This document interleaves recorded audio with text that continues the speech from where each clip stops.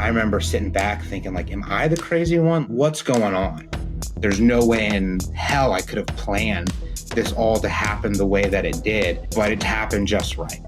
We could see like the health records deteriorating with time. You could see his performance evaluations deteriorating at the same time. Welcome to Celebrating Justice, presented by the Trial Lawyers Journal and Cloudlex, the next-gen legal cloud platform built exclusively for personal injury law.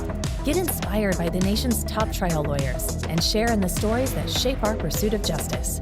Follow the podcast and join our community at triallawyersjournal.com. Now here's your host, editor of TLJ and VP of Marketing at Cloudlex, Chad Sands. Welcome back, friends, to Celebrating Justice.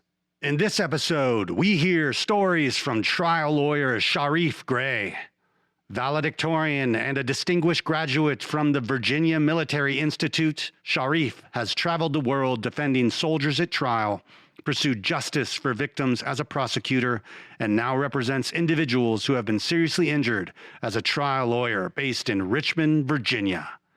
To get to the stories, I asked him, why did you want to become a trial lawyer? What's wild is that I remember being really taken by the movies, as juvenile as that sounds. Like, I loved A Few Good Men. I loved My Cousin Vinny. I loved all that stuff. I was like, oh, that sounds cool. And lawyers, maybe they make good money, right? It seems like they get to fight for people, all that. This was at a pretty young age, and I don't think I really appreciated at all what a lawyer did, let alone what it meant to be a trial lawyer. And then my first job at a law school was with the Army JAG Corps. And it was there that, like, to me, this idea, or not just idea, but the ability to stand up for somebody and to advocate for someone became real, and to get to do it and to get results that were tangible results that made a difference in people's lives, and to be able to sit there and realize, wow, my work, I was able to genuinely help someone. And then also just to see, to some degree, the injustice, and that lawyers are needed. I was in more of the criminal sector at that point, and I just remember that the fights, the long hours, the digging for evidence, the dealing with the clients, to trying to get them through this process and trying to get them the best result possible. And it was just such a meaningful experience that I was hooked. And then, of course, you can't ever replace the invitation to the retirement ceremony you get from one of your clients, the hug after the trial, the handshake saying, you saved my career. For me, there's no bigger compliment. There's no feeling that's just more meaningful than that. So when I had that experience, I knew that I was hooked. I had been an athlete in high school and college, and so trial work has a lot of similarities. Tons of practice, right? Tons of preparation, and you're kind of getting ready for the game. To go to the game, to go to the trial, and to be able to get a good result for a good person and really make a difference. It's just the most meaningful work I can really ever see myself doing. So that was the hook. And once I got, I guess, the trial bug, I've never jumped off the train. I joke, but while my wife's on the couch at night, Love Island's the thing she's watching now, I'm over there on my computer watching like Mark Lanier doing an opening statement. So I embrace the nerd comments and all that, but I'm okay with it because I just love the stuff. I so wish that everyone could have a job that they truly love and that really can move the ball for people in a good, positive direction. For sure. So, I mean, you got the trial bug officially when you were in JAG, but how did you kind of decide to go to law school? Or maybe actually I should back up, like, how did you decide to go into the military, or did you decide one before the other? Or I went to VMI, Virginia Military Institute, it's a military school in western part of the state, and it's not a big school. It's a difficult school for a number of reasons. And people all the time ask, well, why'd you go there? And I was like, well, 17, 18 at the time, and thought it'd be a cool place to go. They said I could come wrestle on the wrestling team, and that was it. So like, I, by no means, when I go back in time, do I think, man, I had this well thought out plan and my decision making was great. Gosh, I'm struggling with decision making now, and I'm 35 and I have 2 kids. If I were to go back in time and really think like what kind of led to all of this, it was I had an interest in the military, and I always had. My godfather was a lawyer, and I heard cool things about being a lawyer. And so when I was at VMI, I mean, it's a military school, so the military was kind of thrown at me on steroids, right? It was all over the place. Then when I learned that you can also be a lawyer in the military, I was like, wow, this is the best of both worlds. And what was also really cool is that VMI we've got a single sanction honor system. And when the honor court process is one in which it replicates criminal trial. Of course, it's an administrative proceeding. When someone's charged with an honor offense, they literally go through a jury trial of their peers to adjudicate the honor offense. If they are found guilty, then that leads to expulsion. And so I was fortunate enough to get elected to be on the honor court. And so I had the role of a prosecutor, and that again just amplified like, hey, I just love the trial stuff. I love the fight. I felt this noble purpose of like getting justice, right? Like keeping this noble cause. And so that coupled with the godfather who was a lawyer, the interest in the military, and of course, again, my love for movies like A Few Good Men, it just made going JAG just such a natural choice for me. So I went JAG, and at that time, in my mind, it was, I'm going to be a prosecutor. That's all I wanted. I had the trial experience to some degree at VMI. Now, granted, I had no clue what I was doing. Have you seen the movie Son of a Woman with Al Pacino? I haven't, but I've heard of it, and I'm sure I've seen clips of it. So were you basically at VMI, did you kind of have or represent students who were in trouble and about to get expelled, and there was like a mini court? So yes, but I was on the other side. I was a prosecutor. So I, along with my classmates on the honor court, would bring the charges and try the case as a prosecutor. It was that experience that I think really cemented my desire to go to law school, and then also put in my head that I want to be a criminal prosecutor for a million reasons, right? I mean, from the trial work to this idea of getting justice, nobility. And so when I got into the Army, my first job was a legal assistance attorney, and part of that included kind of administrative defense.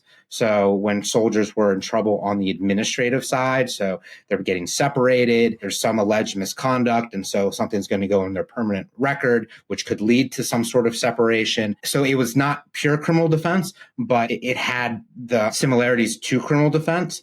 And so when I did that, at first I was disappointed. I was like, what do you mean? I want to be a prosecutor. And then I realized through that experience just how much I loved representing people and helping people. And I was also, my eyes were open to, wow, like not everyone is guilty. Not every charge is legitimate, right? And there is a genuine need for defense advocates to truly dig in and hold the government to its burden.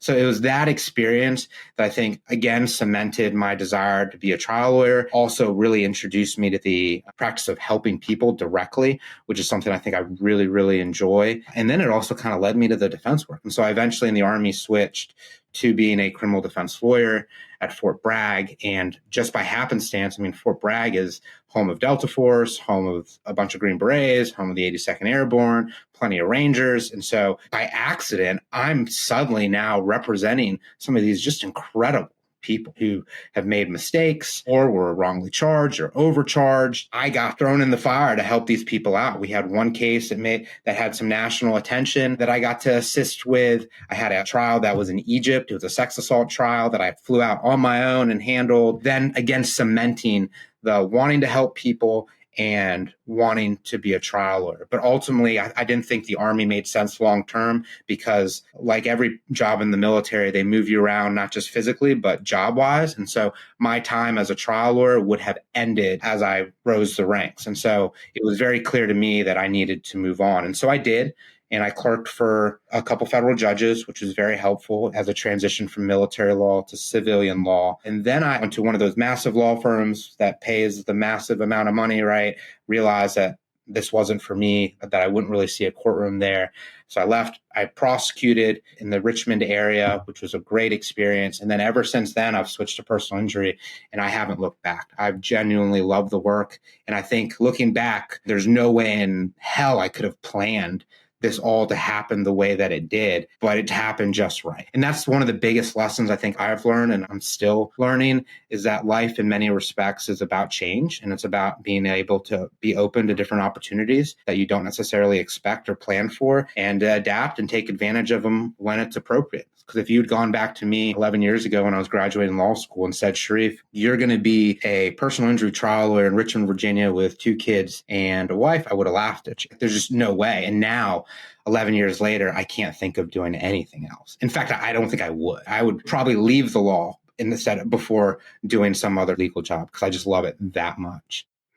You mentioned it, and I was watching the video on your site that you did a brief stint at one of the big firms, but quickly realized that it was not right for you. What was it that was just so clear, so quick, that this was not the life you were supposed to live?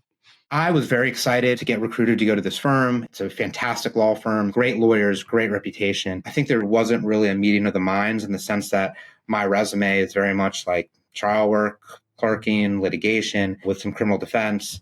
And I think they probably viewed that as, hey, successful guy, he's a hard worker, plug him in, he'll do good work, we'll pay him well, right? And I kind of viewed that as they see my resume. If they're interested in me, they're interested in the skill set that I've developed based on prior experiences. And not to say that that wasn't the case, but when I got there, I think after a few weeks, I started looking around and I was like, gosh, where's the trial work? Who's actually taking cases to court or even like just getting into litigation? I ended up going to, I think, one of the senior associates at the time. And I remember saying like, hey, like, I think I'm interested in getting admitted to the federal courts and maybe do some CJA work, which is like court-appointed criminal defense work. Because I'm thinking, all right, well, the work that I'm doing right now, I'm really not enjoying. And it's just not something that kind of gets me out of bed in the morning.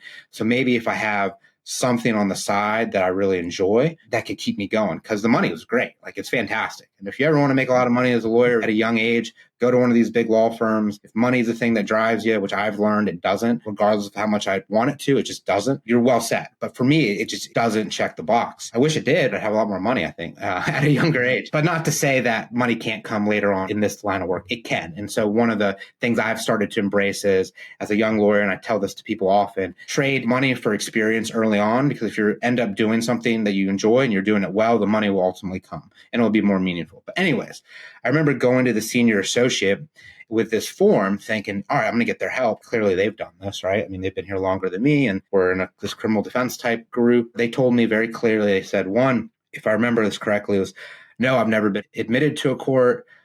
Two, I've never been in a courtroom in the capacity as a lawyer. And three, I like it here because we just really don't do much litigation. That day, I went home and I was defeated. I mean, I knew that this wouldn't last. I knew it. My body kind of told me over the next few days. I was like, I remember being very stressed out, losing weight and all that. And so I talked with my boss. I said, I think there's been a mistake. There was no real interview process. It was a nice phone call. And again, I was very grateful for it because I was like, wow, these people want me. I remember going to my boss and saying, I just don't think this is going to work long term. And so after a few months, I left and ended up going and being a prosecutor. And it all worked out. And who knows how life will turn out tomorrow, right? But like, yeah, looking back, while it was very difficult at the time, I mean, incredibly difficult. We just moved to a new city that we weren't familiar with, didn't really know anyone, certainly had no reputation. To leaving a job so shortly after starting it, one that has such great name recognition, and it did much more than just pay the bills.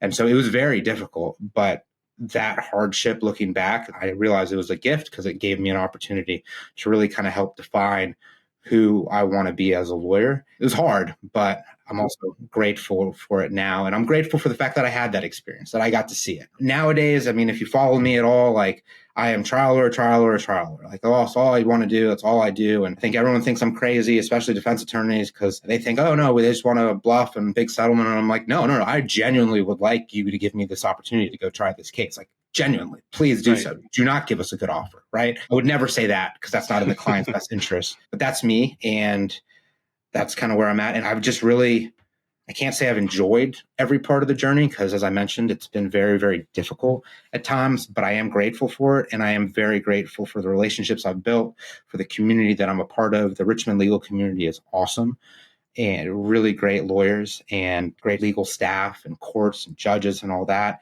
And I'm at a firm that I really enjoy with really great people who care about doing good work the right way. A cool fact about us is there's three of us, three lawyers, and all of our lawyers are former military. So I'm former Army JAG, Gray, who started our firm, former Army JAG. Our other lawyer, Zach, is former Marine Corps JAG. Our senior paralegal is a former police officer. So we've got a really great group of people, and I think we're really dedicated to doing the job the right way. It kind of sounds like a little bit of a Mitch McDeere, the firm story, where you get recruited by this big firm and you have this dream payday and salary and think you're on this path, but you obviously saw that it wasn't the right fit and were able to get out. Tom Cruise got trapped and got into a whole bunch of trouble in the firm. But he did do good in Few Good Men, though, right? So like, yes, he different did. Tom Cruise. And I actually talked with another former JAG guy, an attorney trial lawyer named Scott Frost. And similar to you, he was the Kevin Bacon in A Few Good Men. He was the prosecutor, but it sounded like you were both the prosecutor and the Tom Cruise character throughout your career at JAG. Is that right? In the Army, I was only on the defense side. I did not do prosecution. And actually, as odd as it sounds, despite like wanting to be a prosecutor, I didn't in the Army because I was like, I don't want to prosecute these soldiers. I don't want to be that guy. And the cool thing about the military is it's so different from the civilian world because all your soldiers, at one point, they raised their right hand and said, I'm willing to serve this country and put my life on the line. And none of them have criminal records because if they did, they wouldn't be in. So it's a very different clientele. They treat you, for the most part, respectfully. They care about their cases because it's not just a charge for them. It's their identity. Because if they're convicted of something, they're done. It was a really amazing experience, but I did not want to do the prosecution role. I think if someone were to fairly characterize me back then and said I'm a true believer, I'm a defense hack, I think that would have been appropriate because I was. I loved it. And another caveat is the military system has since changed in some respects as to who approves certain types of cases to go forward. But when I was in the Army, the majority of the cases that were tried were sex assault or rape cases. And I attribute a lot of that to just the way that the system is set up. So prosecutors in the military are not the authority that brings the case forward or puts it into trial. It's the commander. And so if you're a commander and you've got a complaint that says, hey, one of your soldiers did A, B, and C to me, right? The last thing you want as a commander, and this is just talking about human incentives, is for there to be some sort of accusation that you didn't take that complaint seriously, coming from the locality you're in, from a congressional representative. So if you're a commander, what's the easy thing to do? It's, let's send this thing to the court martial. Then it's out of my hands. I did my job. If it comes back not guilty, well, that's the jury, right? Like, if it comes back guilty, then whatever. Well, it's almost like they're just like, hey, I'm just following orders. Yeah, I'll sign the paper and just move it on. So what is the consequence of that is that suddenly you've got cases that may not have enough evidence beyond a reasonable doubt that are now being tried. And so we got to win. Genuinely got to win cases, which is not common for criminal defense lawyers. It's just not. So that was another element. Also, another interesting thing about the military is adultery is a crime. The way it makes sense in this context is that if someone is caught in an affair, it is very easy to then say, well, I was actually being taken advantage of, because then the affair, you are now subject to criminal prosecution or administrative separation yourself. But if you are now taken advantage of, then it's turned into a rape or a sex assault, and you're now a victim, not a potential defendant. Now, I hate saying all this because it makes me think that there's like no legitimate claims. There are tons of legitimate claims. The problem is when there is an illegitimate claim, it takes away from the legitimate ones. And I can't tell you how many times when I was in there where I had soldiers or even senior officers come into my office and say, hey, I'm under investigation. Told my wife we were getting divorced a few weeks ago, and now she's claiming that I raped her 3 years prior. Again, it could very well be true, but there are a number of things in the military that I think, unfortunately, incentivized some of these reports and also incentivized these cases being tried where they probably wouldn't have if the prosecutor had more discretion. One other thing before I get off this is the military, once there's any sort of adverse action that's taken against a soldier, they put a flag. And so if you're in the military, you know what I'm talking about. Basically, your career is put on hold. So I remember representing a lieutenant colonel who ultimately went through an administrative separation process. He was exonerated. There is no better result he could have gotten. It took him 2 years to get through that trial. But his career was over because he can't recover from that 2 years of having basically been on the sidelines. They'll never promote him to a full bird. Correct. He was done. There's a lot, but the system has changed. I haven't handled as many military cases lately. I still handle a few. I think I have one right now, but we're busy enough where I probably won't be doing much criminal defense. And I'm sure if Gray was listening, he would come into my office and tell me emphatically that I'm not going to be doing any more criminal defense. But there is no greater honor to me than representing soldiers. And so should the opportunity present itself again and it makes sense, I'd be happy to do it. It's just really meaningful work. But the system has changed for certain types of offenses. Now the commanders aren't in charge. They don't make the decision as to whether it goes forward. The JAGs do. The prosecutors do. Anyways, I went on and on here about the military system, but it was a very impactful part of my legal career. And it's something that I recommend to young lawyers, or people coming out of law school, because I don't think I appreciated how much trial experience I was getting at the time. I mean, I got to go overseas and try a case by myself, which is crazy, right? Especially as like a third or fourth year lawyer. But if you go the civilian equivalent, you go to a civil firm, I mean, good luck getting a jury trial, let alone first chair jury trial in the first 5 years. I mean, you got to be at a really special place for that to happen. Meanwhile, I got to try all types of stuff. So I really do recommend people, if they want to be a trial lawyer, that they really embrace the quote of, or the mantra of, trading money for experience early on in their career. They can build that base and they can develop the confidence in the courtroom. It's always a work in progress. But if you can spend a few years and get a number of trials under your belt, well, you're so far ahead if you want to get into this line of work, because now you're not worried about learning A, B, and C or developing the confidence to just show up in a courtroom. Now it's a matter of refining your stories that you tell, framing, case strategy, all that type of stuff. You mentioned it earlier that you're also a student of trial law. And I also know that you went to Thunderhead Ranch and graduated from the Jerry Spence method. Can you talk to me a little bit about how you decided to apply and what that was like? When I was in the Army, I had the privilege of handling a couple cases with an instructor at the Jerry Spence Ranch. And I also took a course, not at the ranch, but by another instructor. The Army Criminal Defense Service was pretty good about their training, and they hired a guy. His name was Ray Foreman. I remember going to take a class from him. It was about jury selection and direct examinations.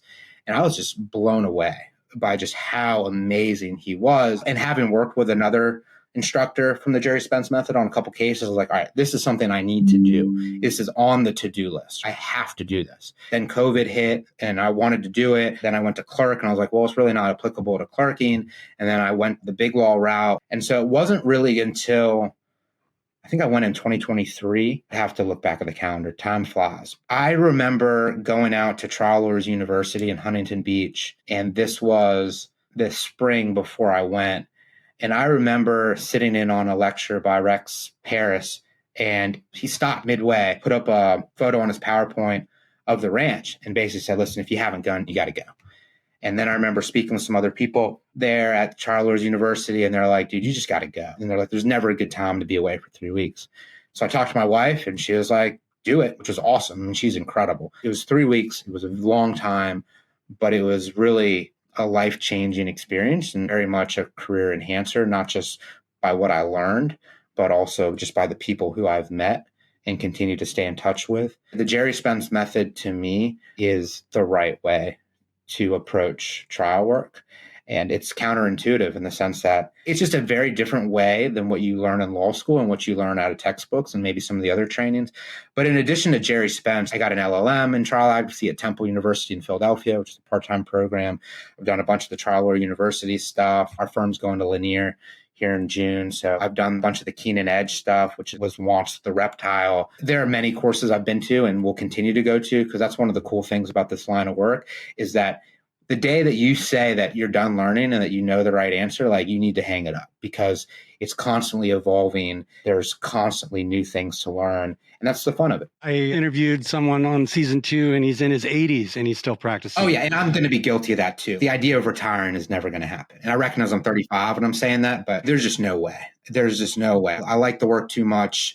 I think my wife would kick me out of the house after day 2 if I were to stay at home. BMI valedictorian, former Army JAG, drug and vice prosecutor, now left big law, now Virginia trial lawyer. How do you separate yourself from all the other trial lawyers out there?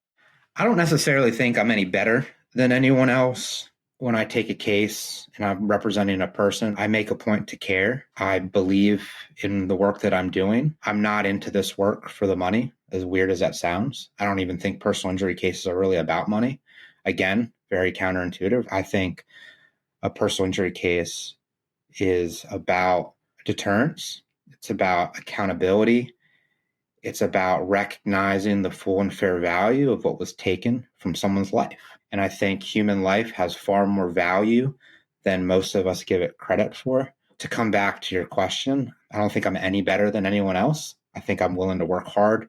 I think I care. And I think I really believe in what I do. And I've been fortunate along the way to have some good results, but by no means am I perfect. I've lost cases. I will continue to lose cases, but I've also won cases. I do have a kind of a different name. I'm half Egyptian, so maybe that makes me a little bit more unique. That's right. It's not Sheriff, Sharif. You got a minor in Arabic too. That's right. Well, I'm half Egyptian, so my mom's from Egypt. As a kid, I lived in Egypt for 4 years, but I don't necessarily think there's anything too terribly unique about me, and I'm willing to work and I care, and I genuinely believe in what I do. You've been doing this for a while. Obviously, you have some interesting stories, I bet, from your military days as JAG, but now you also probably have interesting stories as a trial lawyer working out of Virginia. Can you share a story about a case or two that had a significant impact on you? Ben Rand, the former partner of mine, and we had a case, I think it was not last year, but the year before. It was a significant verdict. I think it was 1.5 million, trip and fall. And Virginia is a contributory negligence state. So 1%, you're done. And so those cases just aren't tried. So we were told that it was one of the highest verdicts for that type of case in decades.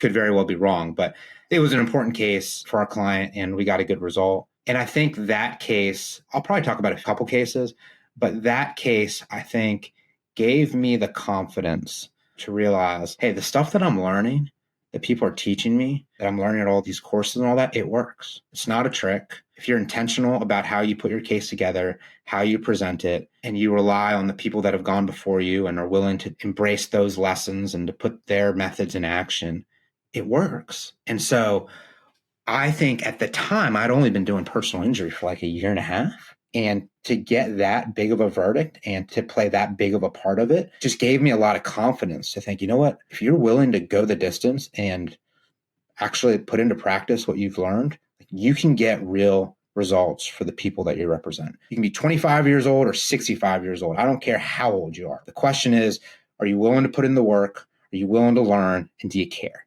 And so that verdict gave me the confidence to be like, wow, this stuff works. And so I can really do it. And it gave me the confidence to also continue to learn and to continue to go seek guidance. There was a case that we had recently. It resolved confidentially, so I can't talk about too many specifics, but it was a wrongful arrest case. So it's not the run-of-the-mill personal injury cases. And if I'm being completely candid, it's not a case that, with rare exception, would we ever kind of consider taking again, because it's not a practice area that we want to really find ourselves. But I represented a gentleman who was wrongfully arrested, wrongfully charged, wrongfully imprisoned for, I think, 5 days or so. And it was one of the hardest fights I think I've ever had, at least when it comes to a legal proceeding, to the point where, like, I remember sitting back thinking, like, am I the crazy one? What's going on? It got ugly, which I'm sure I, in some part, contributed to it. And I'm sure there are things I could have done differently, but the other side also played their part. But ultimately, it led to a significant result, the right result for a deserving client. And I think the takeaway from that is sometimes when everyone is looking at you and they're saying, hey, you're out to pasture, you're crazy, like you don't have a case here, like this is never going to be worth whatever money you think it's worth. Sometimes they're just wrong. Sometimes they're literally just wrong. And sometimes you're wrong. I'm wrong about many things. I'll be wrong about things going forward. But in that case, I felt that I was right. I did my research and I thought that the law supported what we were doing. And then once we got the evidence, which it took a long time to actually get the evidence, the video footage, it proved that we were right. And the case settled very shortly thereafter for a significant amount with different counsel. The counsel that had originally been on the case was removed and our side counsel was brought in. I guess the lesson there for me was sometimes, even when everyone's looking at you like you're crazy and they think that you'll never get what you're trying to get, don't always listen to them. Sometimes you just have to trust your gut and just go. I'm grateful in that case that Gray, who's the owner of our firm, really, really supported me going after it and going the distance. And we got a good result for a really deserving client. What about from your JAG days that you still think about? Oh, gosh, I've got so many from those. Certainly every case that ended with the hug or the handshake or the invitation to the retirement ceremony is meaningful. Probably the case that I think about most, and I'm still to some degree in contact with the client. I represented a senior officer.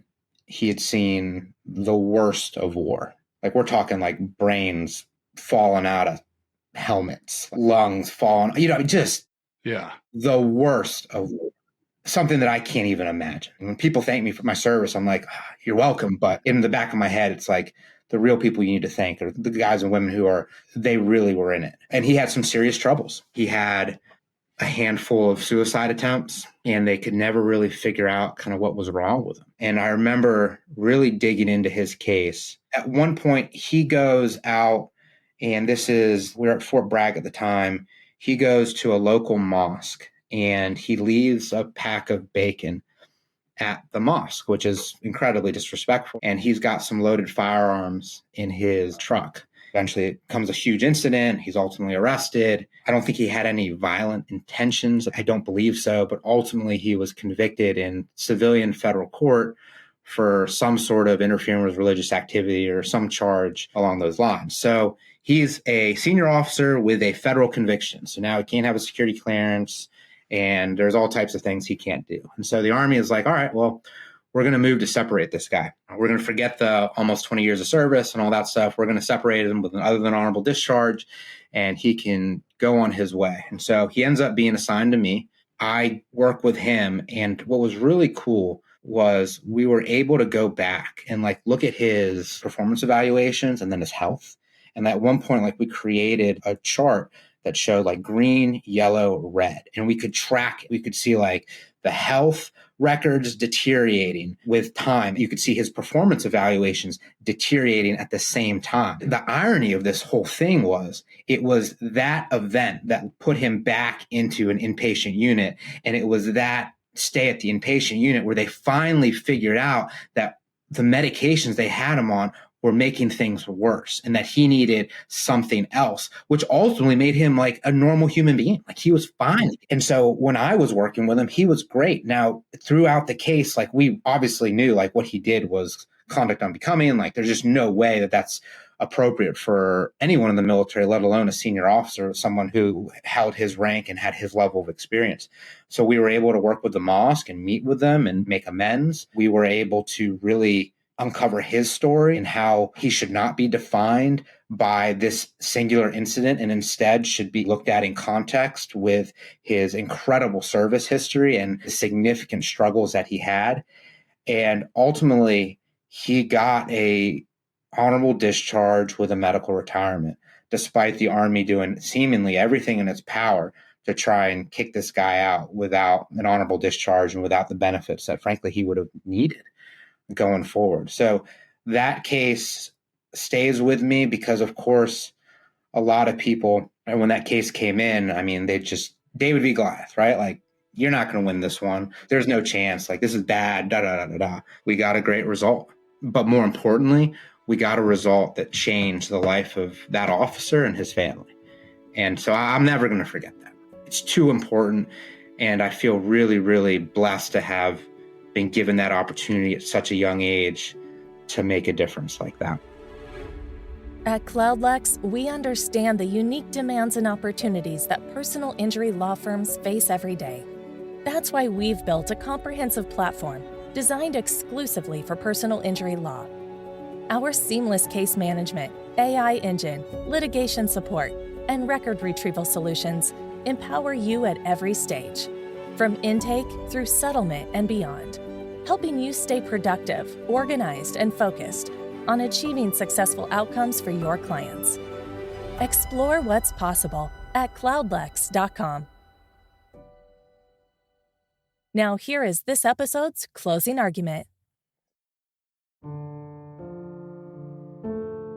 So for many years, I thought lawyer marketing, advertising was just something that you don't really do. If you're a good lawyer, people find you, the cases come. A friend in California I remember speaking with, and I remember him telling me, if you think you provide a good legal service and you're not marketing, you're not putting yourself out there, then shame on you. There are people who need your help, and there are people who need to find you. And if you're not able to be found, then those people aren't going to get the benefit of your legal services. And that was really a light bulb moment for me. And I've learned over the last few years, after taking this seriously, making sure that I'm out there and that people know who I am, that it works. It's not just helpful for the firm, it's not just helpful for myself. It gives me the opportunity to do the work that I love, which is to be able to directly help people. So if there's any hesitation about putting yourself out there, feeling ashamed of marketing yourself, it can be done in a tactful, meaningful way. It doesn't have to be the billboard with the arms crossed. It can be done. And it's important to do it because there are people out there who genuinely need our help. And I would rather those people know that those lawyers who really do good work and really care are available and can be found, versus maybe the firm that doesn't care as much or doesn't do a good of a job for their clients. Just make sure people know who you are, because if you don't, then there are people who really do need your help and they're not going to be able to find you.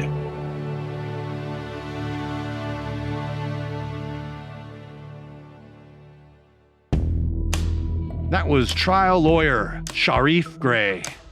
Thanks for sharing your stories. To learn more about Sharif and his firm, visit their website, GRAYEROUGHTON.com. All right, I'm Chad Sands. Thanks for listening. You've been listening to Celebrating Justice, presented by CloudLex and the Trial Lawyers Journal. Remember, the stories don't end here. Visit triallawyersjournal.com to become part of our community and keep the conversation going. And for a deeper dive into the tools that empower personal injury law firms, visit cloudlex.com/TLJ to learn more.